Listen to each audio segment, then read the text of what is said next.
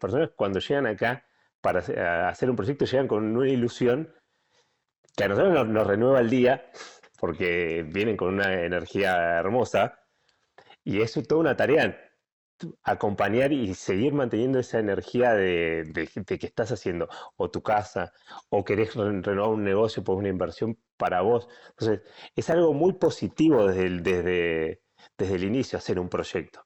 Acá está todo por hacerse. Los nuevos desarrollos de loteos tienen mucho potencial en la zona porque buscan nuevas formas de habitar y nuevas experiencias. O sea, retirarse un poco de la ciudad, pero al mismo tiempo estar conectado, y creo que eso está muy, muy bueno y se está logrando con estas nuevas intervenciones. La gente está eligiendo mucho esta zona por la calidad de vida, que tal vez en otras ciudades más grandes de Patagonia o de la cordillera ya se perdió un poco eso, y creo que acá todavía conservamos, si bien está en expansión y en crecimiento la ciudad, como que la idiosincrasia de esta zona sigue siendo más de pueblo, y eso es muy atractivo para la gente que viene de afuera. Poder vivir en tranquilidad y en un entorno natural como este que realmente es hermoso. Bienvenidos a Con Propiedad, un podcast de Marcelo Martínez Inmobiliaria. Sumergite en la belleza de la Patagonia junto a Marcelo Martínez Inmobiliaria. Descubramos juntos las oportunidades de inversión en Esquel, Trevelin y toda la cordillera de Chubut, que con sus paisajes imponentes se convierte en el escenario perfecto para nuevos desarrollos inmobiliarios. Sumate a esta emocionante travesía. Arranca esta aventura con Marcelo Martínez Inmobiliaria.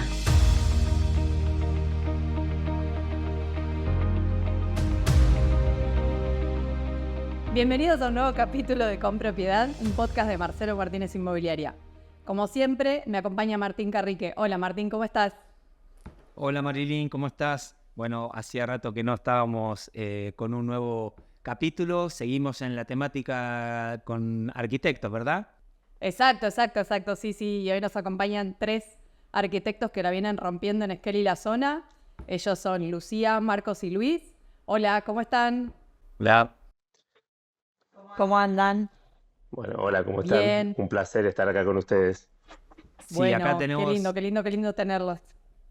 Perdón, quería agregar, bueno, Lucía, Marcos, Luis son 3 arquitectos recibidos en diferentes ciudades. Lucía recibida en la Universidad Católica de La Plata, Luis en Córdoba y Marcos en la UBA, en la Universidad de Buenos Aires.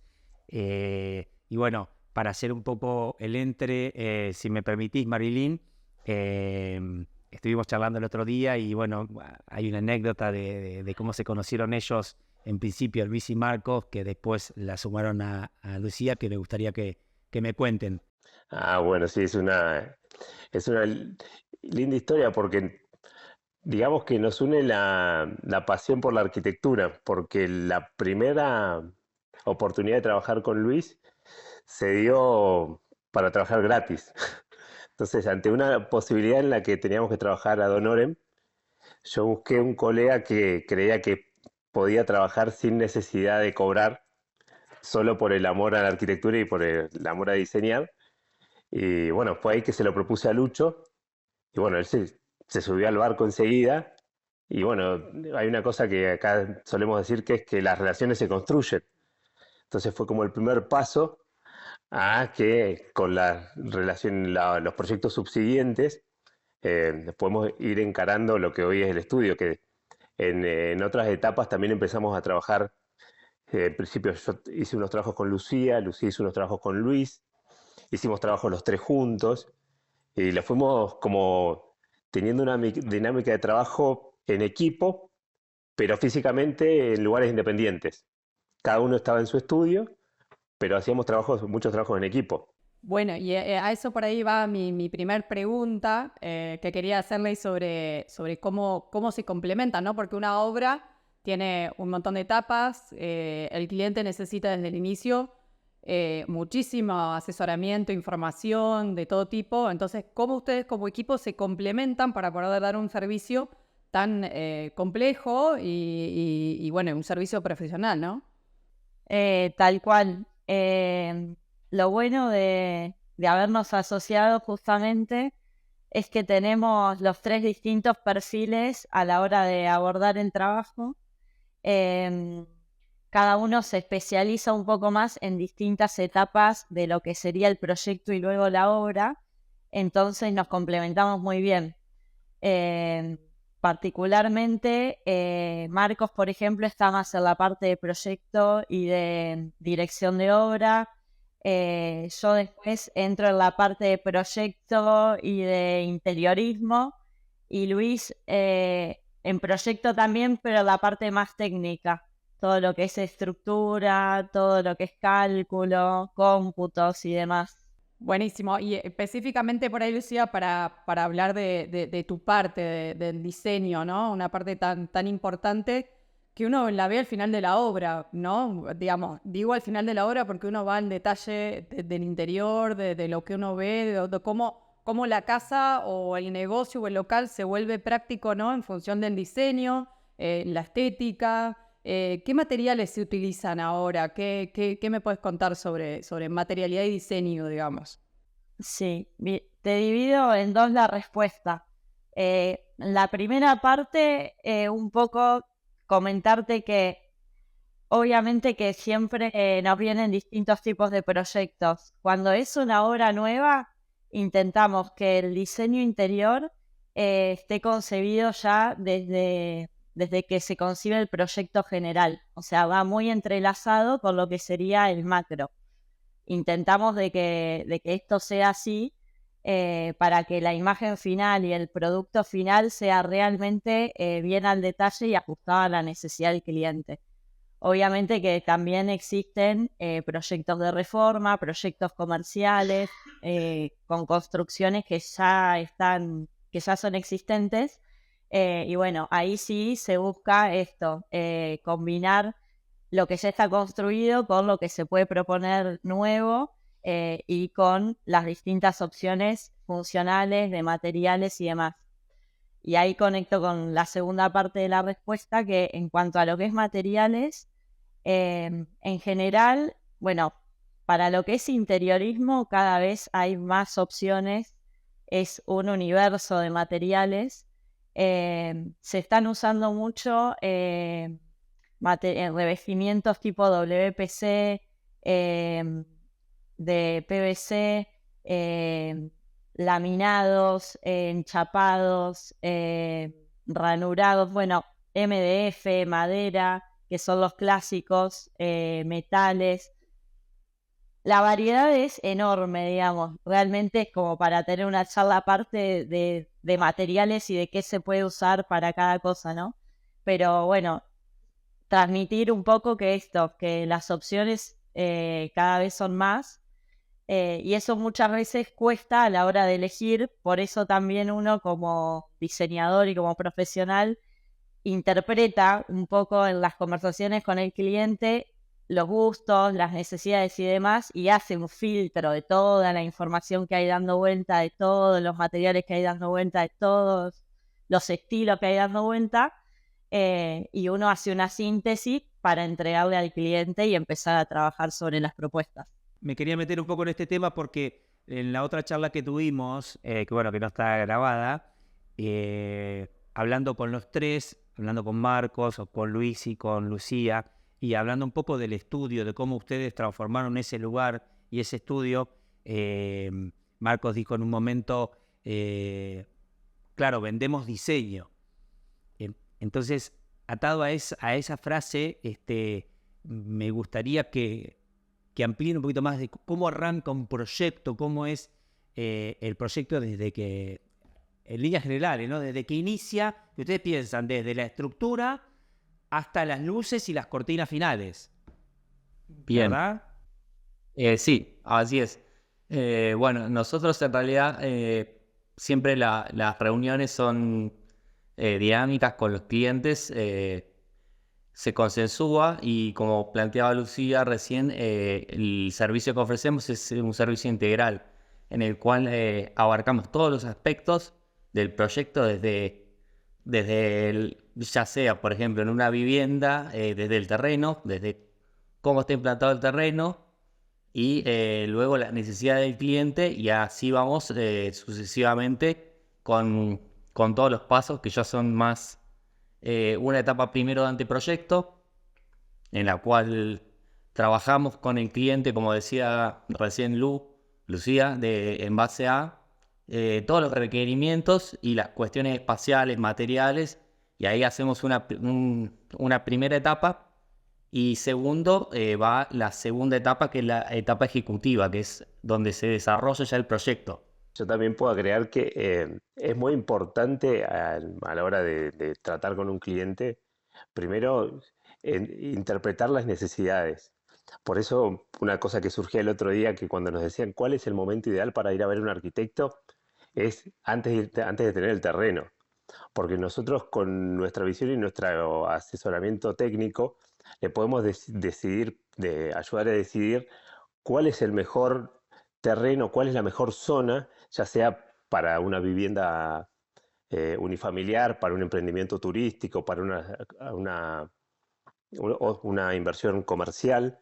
Entonces, nosotros tenemos, por nuestra experiencia, además porque es algo que nosotros vemos en el día a día y vemos digamos, en nuestra actividad, esa capacidad de orientar desde el inicio, inclusive antes de tirar una línea, de poder darle una orientación al cliente. Entonces, cuando el cliente llega, nosotros podemos ayudarlos desde ese punto, ya empezamos a trabajar, sí, sobre un terreno que ya esté comprado, empezamos a trabajar con las ideas de anteproyecto.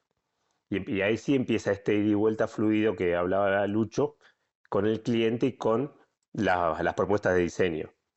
Y un poco, digamos, lo que nosotros abarcamos es, digamos, podría ser desde el inicio de obra, después las partes técnicas de los estudios de suelo, de análisis del terreno, las propuestas de diseño, todo lo necesario para transformar esas ideas en obra, que es todo un desarrollo técnico en el proyecto ejecutivo.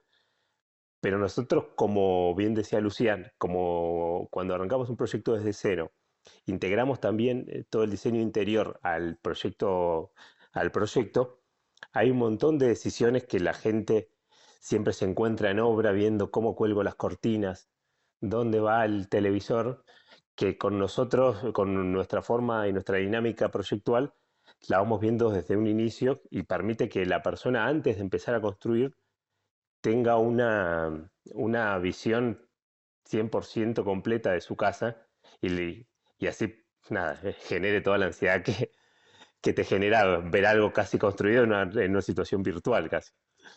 Pero bueno, todo ese trabajo creo que es un plus que nosotros le ofrecemos a los que vienen acá y por eso creo que, nada, tenemos reuniones tan lindas con los clientes. Pensaba esto, ¿no? Cuando vos hablabas que, bueno, puede ser, tengo este proyecto, bueno, ¿dónde lo realizamos? O al revés, cuando ya compraron, ya tenían el terreno, bueno, pensaba en la topografía del lugar, si es, qué sé yo, con costa del lago, con montaña, costa de río, bueno, todas esas cuestiones inciden en el trabajo de ustedes. Sí, totalmente, y muchas veces, como vos bien decís, va cambiando la topografía, el entorno, y también lo que hacemos como arquitectos en esta etapa previa, digamos, también de proyecto, es consultar con otros profesionales afines a lo que es la construcción, como puede ser un agrimensor, como puede ser un ingeniero que hace estudio de suelos, ingenieros civiles y demás, que también en algún punto, a veces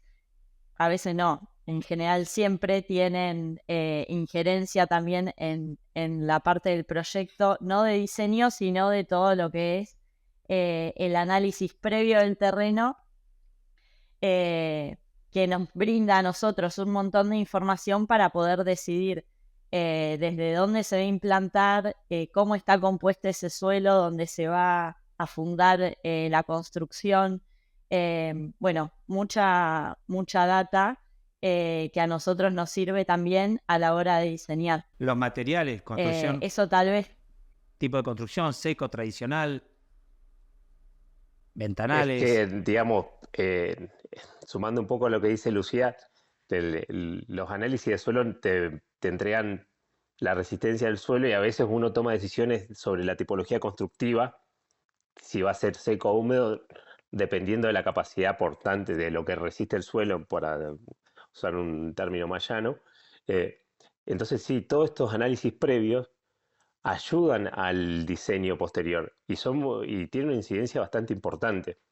Ya sea la topografía, como puede ser en la resistencia en un terreno plano, o la topografía, porque no es lo mismo fundar en el llano que tener que fundar o tener que hacer algún tipo de movimiento de suelo en un terreno en pendiente. Entonces, todo ese tipo de cosas entran en el análisis y en parte de nuestro asesoramiento al cliente de ver cuál es la mejor resolución digamos, al terreno que ellos tienen, entendiendo todo lo que es el asolamiento, todo lo que son los vientos, la preponderancia de las vistas, que acá es algo importantísimo, porque en muchos casos te encontrás con terrenos que son, digamos, pues, son paradisíacos, pero no tienen el mejor asoleamiento, entonces uno tiene que ponderar en ciertos casos las vistas y ver de qué forma generamos esa ganancia solar para la vivienda. Entonces es muy importante el análisis previo sobre el terreno. Sí, quería volver por ahí a subrayar el tema de uno cuando alguien está por comprar, ¿no? Que es el momento que estamos nosotros asesorando, y lo importante de cómo se llega desde lo que la persona tiene en la idea que tiene, ¿no? El proyecto que tiene en la mente, lo que se imagina. A mí en este terreno me gustaría esto, me gustaría lo otro. Y la importancia, ¿no? de tener el asesoramiento de ustedes y de todos los profesionales afines que están hablando, porque de esa manera, si no, la persona se encuentra con que, bueno, al final me compré un terreno en el cual no voy a poder hacer el proyecto de cabañas para turismo que pensé, no voy a poder hacer la casa de mis sueños, o voy a tener que cambiarlo y no era la idea. Entonces, qué importante, ¿no? Y que eso es muy importante subrayarlo en el sentido de que es una inversión a futuro, digamos, ¿no? Ese asesoramiento, desde el asesoramiento, desde un arquitecto que te diga, como ustedes, mira, esto que estás pensando no, en este terreno no sirve, vamos a cambiar, o bueno, reacomodemos la idea a determinado proyecto. A veces uno escucha por ahí que no le dan la misma importancia, pero me gusta destacar que la verdad es que cuanto más asesoramiento profesional, el proyecto el día de mañana se va a parecer más a lo que uno tenía en la cabeza, ¿no? Claro, sí, sí, a lo que te referís es, bueno, dentro de lo que hablamos recién, ahí sumaba Marcos, otra variable importante para la elección de un terreno son los indicadores urbanísticos que cada ciudad tiene. Me refiero a lo que vos decías, por ejemplo, si quiero compré un terreno y quiero hacer un complejo de cabañas, quizá tiene que estar tiene que estar permitido por los lineamientos urbanísticos de la zona. Por ejemplo, no sé, hay zonas en las cuales puedo generar cabañas, pero también puede haber un galpón al lado, entonces por ahí no son compatibles las actividades, entonces también es importante asesorarse en cuanto a qué se puede construir en cada lote dentro de lo que es la ciudad. Claro, perfecto. Esa es buenísima, Lucho. Porque el otro día hablábamos de eso, ¿no? De la importancia del asesoramiento que nosotros deberíamos dar y que ustedes deberían dar, ¿no? Nosotros como inmobiliaria y ustedes como profesionales de la construcción. Y es acertadísimo el tema de la zonificación, de entrar a saber, porque muchas veces hay gente que compra por oportunidad, por precio, pero después resulta que quiere meter 5 cabañas y no le dan, o no sé, o departamentos, o o un galpón y decir, no, esa zona residencial no podés meter, no es O industrial. una restricción que ahora está surgiendo, que es la de los pHs. Hay zonas donde no se puede dividir en propiedad horizontal, hay zonas que no se pueden dividir en propiedad horizontal en más de 2 unidades, y por ahí alguien creyó que decían, bueno, acá hago 5 unidades y vendo las 5, y se encuentra, después de haber comprado el terreno, eh, con su proyecto trunco, porque no puede generar un pH con tantas unidades. Entonces, ese tipo de cosas son cosas que suceden en la práctica. Entonces es interesante que antes de cerrar operaciones tengan un asesoramiento y una visión un poquito más global, no solamente del negocio que se está por concretar, porque la persona que en ese momento está generando la compra está con la cabeza puesta en hacer el mejor negocio posible, pero está bueno que alguien esté mirando una película un poco más grande para ver si ese negocio a largo plazo es un buen negocio y no solamente el del momento. Perdón que cambie un poquito no sé si cambio, pero el otro día la charla también, lo mismo. Y un poco quiero apuntar a Lucho y después si alguno quiere sumar, porque creo que entiendo que cada uno, bueno, aporta una parte importante a esta sociedad, pero hablábamos que Lucho se dedicaba más a lo que son presupuestos. Y eso nos llevaba a la importancia de que un profesional te oriente, porque muchas veces, no sé, la gente dice, no, voy a hacer, y se manda, y sueña en grande, pero resulta que después se queda por la mitad de la casa o por la mitad del proyecto. Y en el estudio de ustedes me decían que tienen una parte de cálculos y una parte de orientación, y esto también lo quiero llevar a el valor del metro cuadrado, que nos fuimos hacia, más que el valor, la incidencia del porcentaje en las etapas de obra. A ver, Lucho, arranquemos con algo.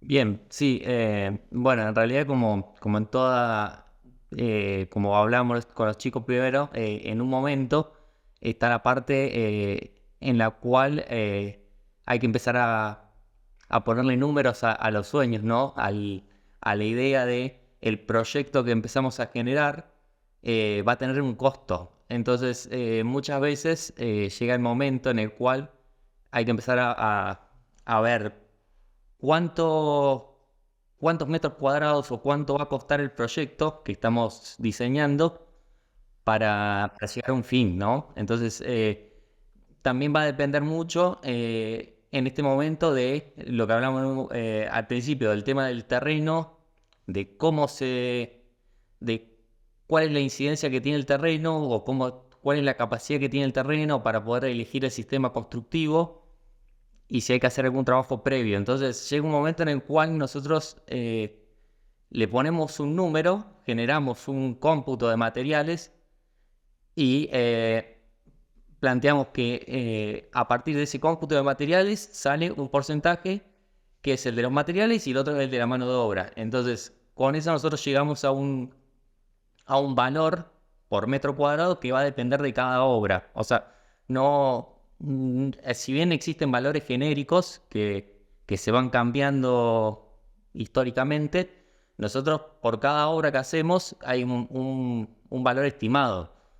Porque, por ejemplo, no es lo mismo hacer una obra, por ejemplo, en Esquel, en el centro de la ciudad, que hacerla entre Esquel y Trevelin, por ejemplo, o en Lago Rosario. El metro cuadrado va a cambiar por la distancia. Entonces, cada obra va a tener, así como cada proyecto único, tiene su propio cómputo, su presupuesto y su mano de obra. Entonces, va a haber una dispersión ahí, que es la que nosotros en un momento tenemos que hablar con el cliente y plantearle cuál va a ser el valor en base a el sistema constructivo y la zona. Claro, por lo menos tenés algunos parámetros de decir, bueno, a ver, la magnitud de obra, distancia de la zona de comercios, de proveedores de materiales, un rango de valor, una obra, no sé si barata, pero una obra sencilla a una obra con materiales de primera calidad, depende de abertura, depende de calefacción, depende de un montón de piso, bueno, y bueno, lo que vos decís también, el suelo, ¿no? Pero más o menos ustedes orientan a decir, bueno, mira, del presupuesto total tenemos una obra de 100 metros o de 200 metros, estimamos un monto, un presupuesto tal, bueno, acá en este lugar tenés un porcentaje, más o menos cómo se podría sin tener una complicación grande de suelo, ¿cómo se podría dividir?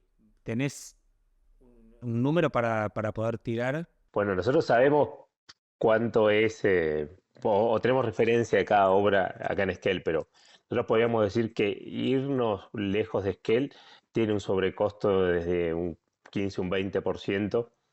Ese sobrecosto está dado bastante por el traslado y el valor de la mano de obra. La mano de obra tiene una mayor incidencia en el valor final cuando es más lejos, en zonas rurales. Después hay un Perdón punto que te haga un sí, alto, Marcos, porque sí, por ahí hablamos medio doméstico y si alguien está escuchando afuera, decir, bueno, acá tenemos sí, Esquel, a 25 kilómetros claro, está Trevelin, y tenemos toda la zona de Río Grande, los cipreses y zona sí, que podemos hablar de, no sé, 30 kilómetros más, zona de bosque, zona de montaña. Entonces, claro. para situar un poco a la gente que por ahí Eh, está mirando y cl- no entiende dónde estamos, ¿no? En muchos casos pasamos de construir en un lugar donde llegás caminando a la obra o vas en auto en asfalto, y en otro donde tenés camino de montaña, no tenés señal ni de celular. Entonces, también cambia eso. Después, en ciertos lugares un poco más alejados, lo que sucede es que la gente se tiene que quedar a vivir en el lugar porque es improductivo el ida y vuelta, y todos esos costos se terminan aplicando al costo de la obra. Entonces, eso hace que el valor de la obra tenga una incidencia superior. Mm. Y después, con respecto a las terminaciones, eso es un mundo aparte, porque así como Lucía hablaba al principio sobre la variedad de productos y de materiales que hay disponibles a la hora de diseñar, esa misma gama está en los precios de esos productos. Nosotros podríamos hablar que si una obra de calidad estándar fuera un 1, una obra tope de gama puede ser un 1.8, un 2.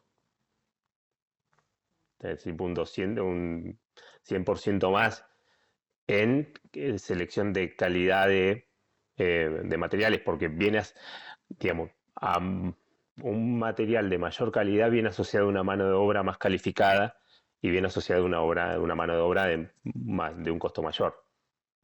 Ajá. Está bien. Entonces no me tiran ni precio de metro cuadrado ni incidencia de obra. No, nada.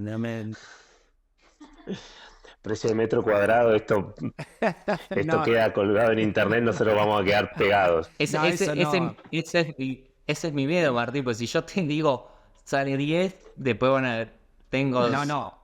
Ese es la el puerta número del que no estudio Una queremos. con todo, cola. vos me dijiste 10. No, Y yo No, por Quiero eso un pero dije. proyecto que salga tanto y porque lo dijiste en el video y claro, No, por eso justamente. digo, Por eso, por no eso, hablemos de precio de metro cuadrado, sino de incidencia de obra. Entonces digo, bueno, yo tengo $100.000 para gastar, sé que tengo que tener previsto tanto porcentaje en lo que es la obra gruesa, tanto, no sé, algo así, pero tampoco tengo ese número. sí, bueno, eso sí se puede dar un poco mejor. Nosotros tenemos una estimación que entre movimiento del suelo y todo lo que son fundaciones, estamos entre un 9 y un 12%. Después todo lo que es estructura, mampostería, y si querés hasta llegar hasta la parte de la obra húmeda, en el caso de tradicional, varía un poco en seco porque tiene una mayor incidencia de materiales, pero para resumir, y ya estás hablando de un 40%.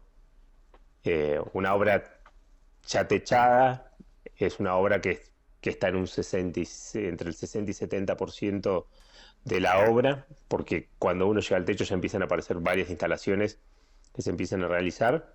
Después hay ítems que aparecen como, digamos, colgados, en el sentido de que no acompañan la obra, sino que entran en lugares puntuales, como por ejemplo todo lo que son las aberturas, que en este momento las aberturas de alta prestación tienen una incidencia como de alrededor del 10% de la obra.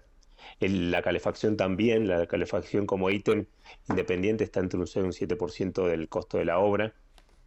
Y después entran las terminaciones y ahí puedes hacer, puedes, puedes seguir esta correlación hasta llegar a un 100, o en las terminaciones te puedes ir a un 180. Muchas veces pasa, Martín, con el tema de las terminaciones, Lu te lo vas a saber decir mejor, que vos entre una terminación estándar vale, por decirte, 10 y la segunda vale 50. Entonces, Claro. hay una dispersión en lo que son griferías y, no sé, revestimientos que es muy alta en relación al resto de la obra. Sí, sí, sí. O sea que a la hora de hacer, sí, a la hora de hacer un porcentaje, si sube mucho el ítem final de terminaciones, te baja la incidencia de los primeros Claro, ítems. Pero en Exactamente. líneas generales funciona. Anecdótico nada más, que a veces me gusta hacerle este chiste o cargarlos a los clientes diciendo que les gustaría más seguir comprando ladrillos antes que empezar a elegir lo que son griferías, artefactos de baño, artefactos de iluminación, elegir el equipamiento para una cocina y demás, porque realmente se incrementa mucho también. O sea, yo la parte de terminaciones y equipamiento lo pondría como un paquete aparte, porque realmente se puede hacer una diferencia o para arriba o para abajo, pero importante en ese punto. Pero bueno, nada, es un poco el chiste que les hago a veces, que digo, ya vas a querer seguir comprando ladrillos cuando se quejan, ¿no? Que están comprando, gastando un montón de plata en hierro, en hormigón, en ladrillo, ya vas a querer volver a comprar ladrillo. Sí, sí, cuando llego a la parte del baño, de la cocina. Claro, claro. Sí, a mí Bueno, algo que nos quedó por lo menos bastante claro con las charlas que hemos tenido en otros capítulos, ¿no? También con otros profesionales, que la incidencia en dinero, ¿no? De un buen asesoramiento en en el macro de la obra no es tanto, y que hago mucho énfasis en que es muy necesario y que es totalmente indispensable tener un buen asesoramiento, porque el proyecto en sí, corríjanme si estoy diciendo cualquier cosa, pero o sea, lo que sale contratar un arquitecto, lo vamos a decir más en criollo, lo que sale contratar un arquitecto que te haga un buen proyecto para que vos llegues a buen puerto, en el total de la obra, vos decís, no, o sea, no tiene una incidencia tan grande como puede tener la parte de las terminaciones. Entonces, cuán importante es que uno al inicio tenga un buen asesoramiento para que después pueda llegar a lo que se imaginaba, ¿no? claro, Creo que la incidencia no es tan alta y que es muy importante. claro. Yo lo comparo con Marilyn, siempre hacemos nosotros muchas comparaciones acá en la oficina con relación a la medicina.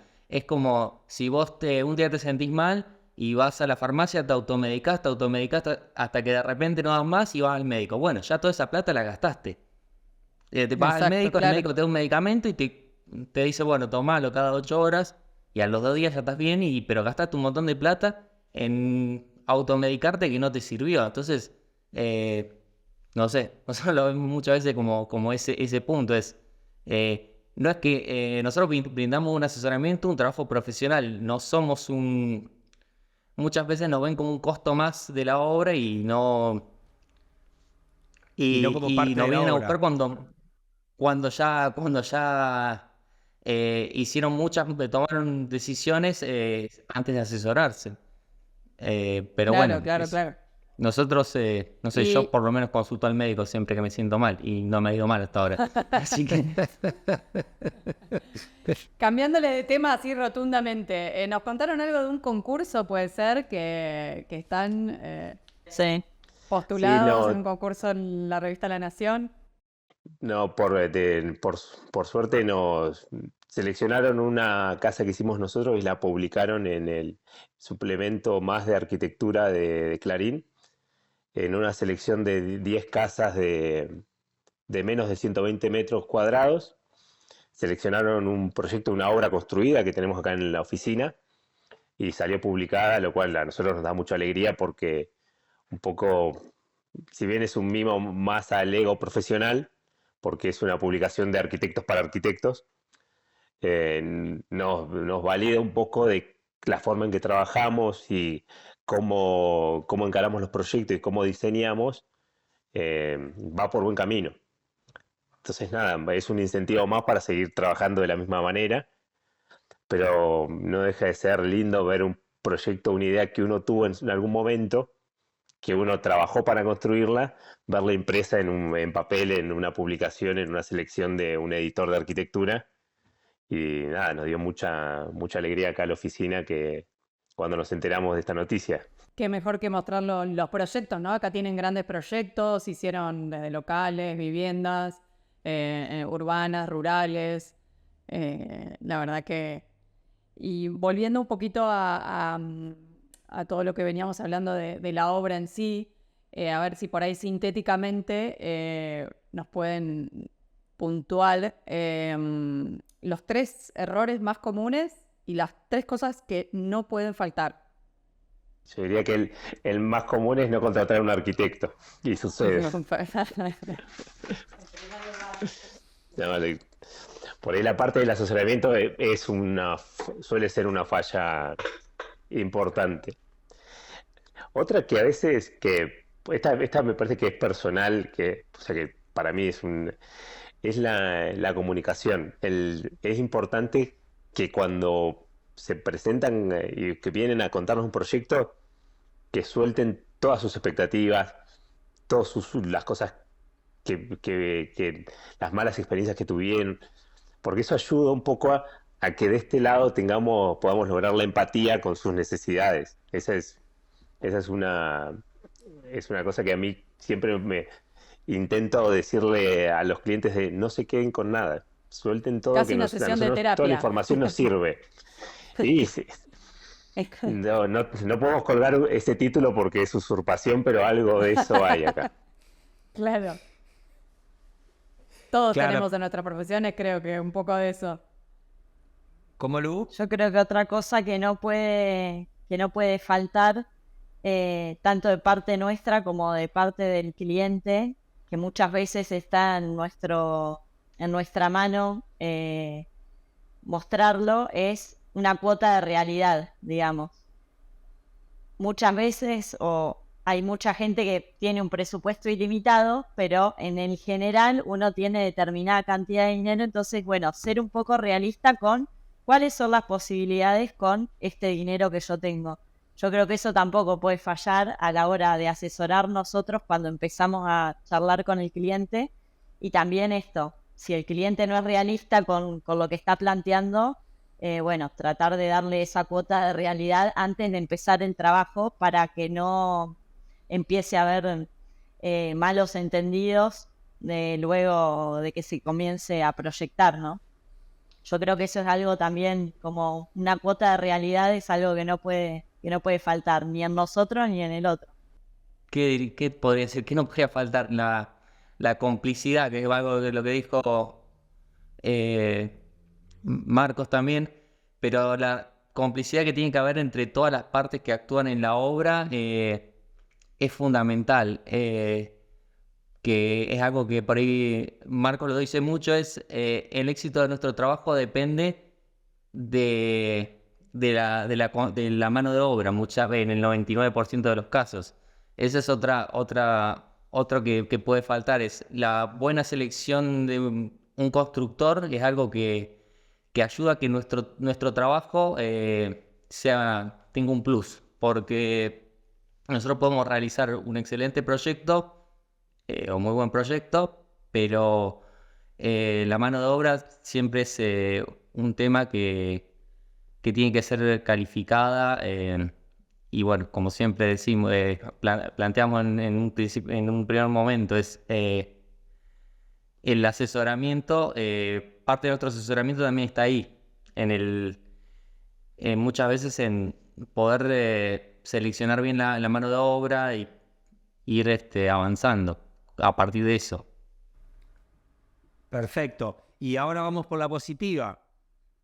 Sí, dijimos las cosas que no pueden fallar y ahora lo que sí tengo que tener en cuenta al momento de realizar mi proyecto. Bueno, en primer lugar, estas se repiten las dos. Contratar un arquitecto. Bien. No, hablando en Pero si serio, no lo dicen ustedes, ¿quién lo va a decir? yo creo, no, más vale, pero lo que sí me parece fundamental que tanto en una como en la otra no puede faltar el arquitecto y siempre está bueno y tiene que estar un profesional. Eso me parece clave. Profesional en las distintas etapas, no tan solo en la parte de proyecto, sino que todas las partes involucradas tengan un actuar profesional también, que bueno, va de la mano con lo que dijo Lucho anteriormente, pero bueno, si se quiere, la presencia de un profesional yo creo que es lo que se comparte entre lo positivo y lo que no puede faltar. Lo más positivo de encarar un proyecto es eso, es hacer un proyecto, es proyectar, es mirar hacia adelante. O sea, creo que hay pocas cosas que pueden ser tan gratificantes como llevar adelante un proyecto de arquitectura. O sea, pensar en tu casa, diseñar los espacios, priorizar la luz, la vista. O sea, nosotros tenemos la suerte de acompañar a la gente en un proceso que es idílico. O sea, nosotros tenemos que tratar de lograr esa sensación durante el mayor periodo de tiempo posible, porque la obra a veces complejiza ese estado. Pero el hacer un proyecto para una persona que bien, las personas cuando llegan acá para hacer un proyecto llegan con una ilusión que a nosotros nos renueva el día, porque vienen con una energía hermosa, y es toda una tarea acompañar y seguir manteniendo esa energía de que estás haciendo o tu casa o querés renovar un negocio por una inversión para vos. Entonces, es algo muy positivo desde el inicio hacer un proyecto. Entonces, creo que, digamos, eh, te diría, es como enriquecedor para ambas partes. Yo creo que los clientes cuando hacen un proyecto y lo llevan adelante y se involucran y deciden y van viendo las necesidades que hay, las propuestas que les vas haciendo, qué les gusta, qué no les gusta, es muy enriquecedor para ambas partes. Entonces, es una linda experiencia para pasar, la de hacer un proyecto. Qué bueno.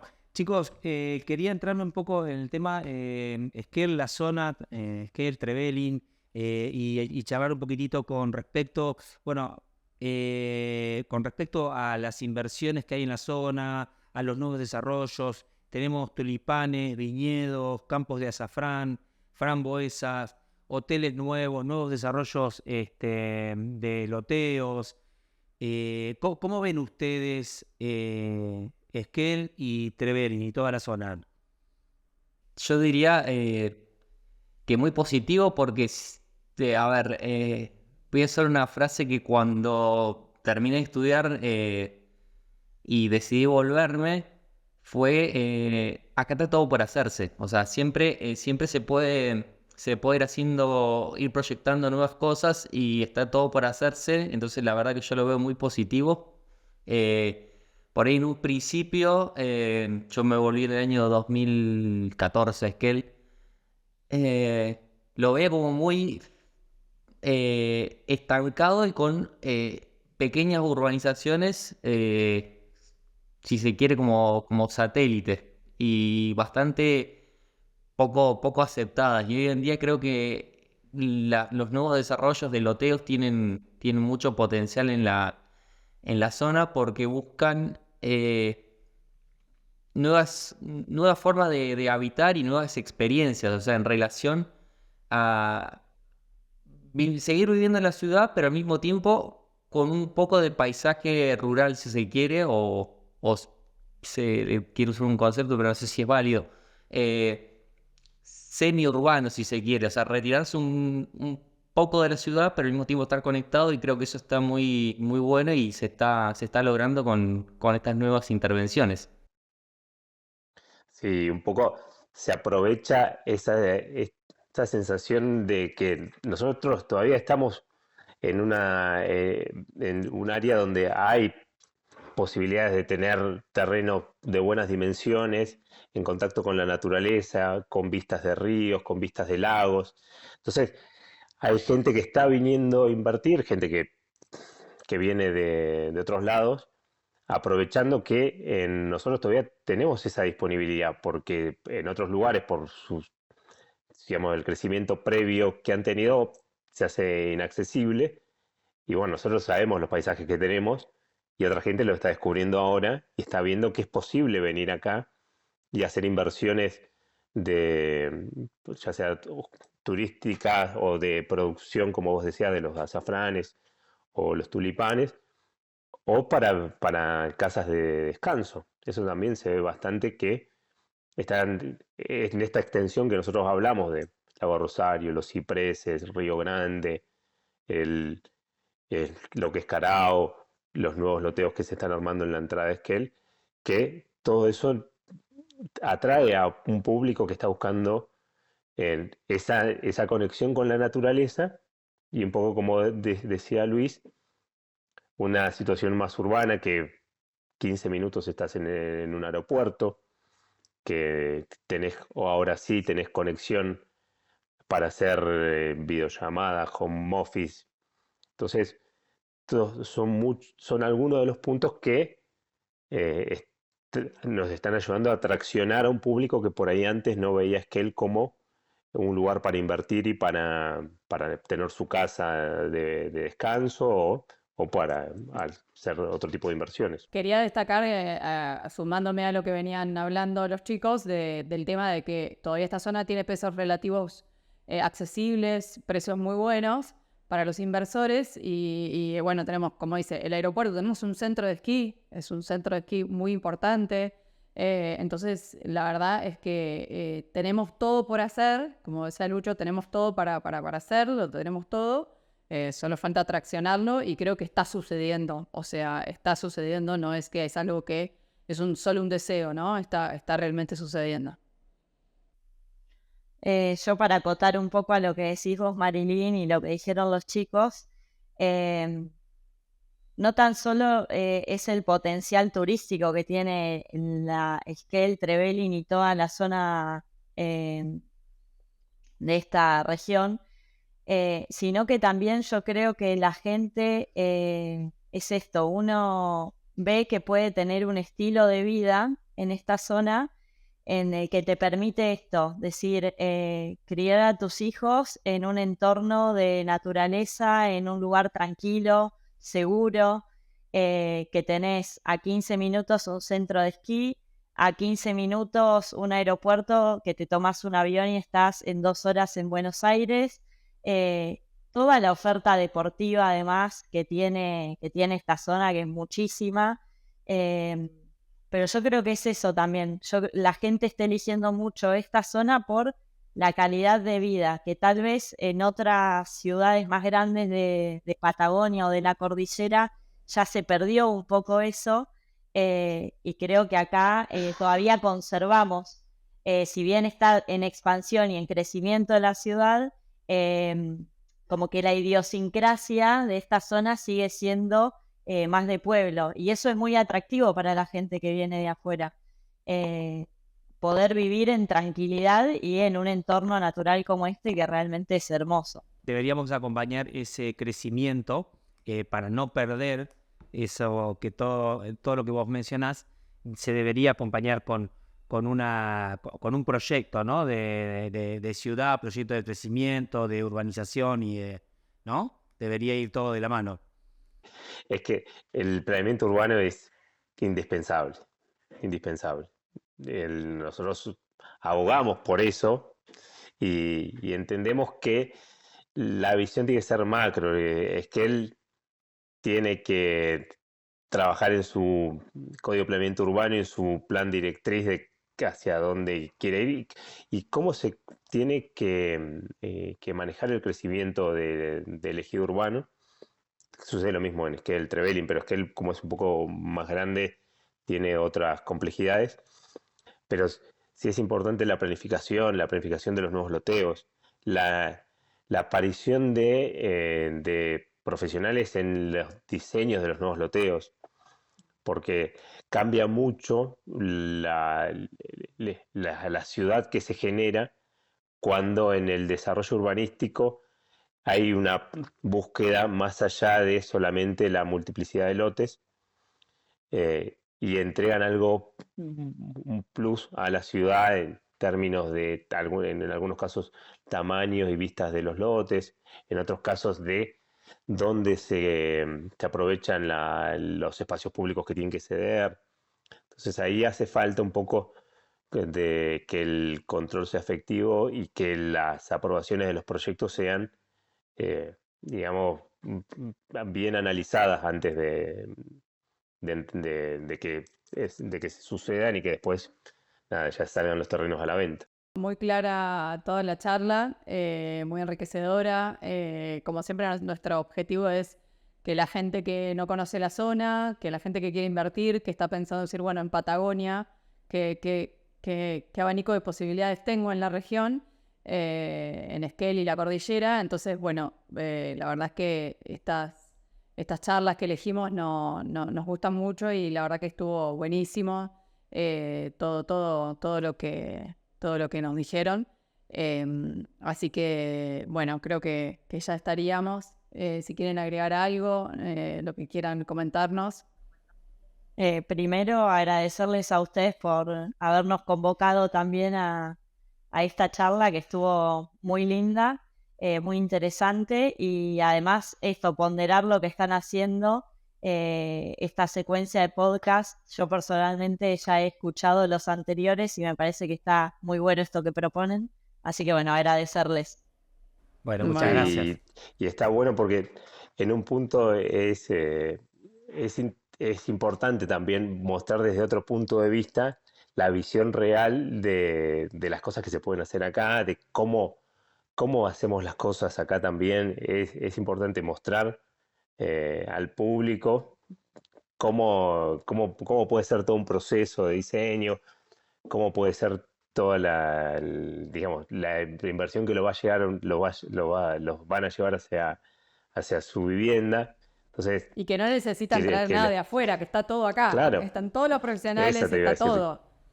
La calidad de profesionales que tenemos acá, bueno, lo de ustedes se ve en lo de ustedes y otros colegas de ustedes que realmente están haciendo unos diseños y unas obras de grandes magnitudes, que no nos hace falta para nada ir a buscar afuera. Bien, sí, gracias. Yo por mi parte quería agradecerles que nos hayan convocado y también que por ahí para algo para nosotros es muy obvio porque es nuestro trabajo lo que hacemos, pero por ahí muchas veces para otra gente que no se dedica a lo nuestro es contar qué hacemos los arquitectos también está buenísimo que lo podamos contar y que ustedes lo puedan difundir. La verdad que también les agradecemos por este espacio porque da cuenta de lo que es nuestra labor, que es mucho más amplia que muchas veces ir a hacer un trámite al municipio o hacer un plano o ir a controlar, no sé, un hormigón, por decir. Es como súper más abarcativo y tiene mucha relación con los usuarios que son nuestros clientes.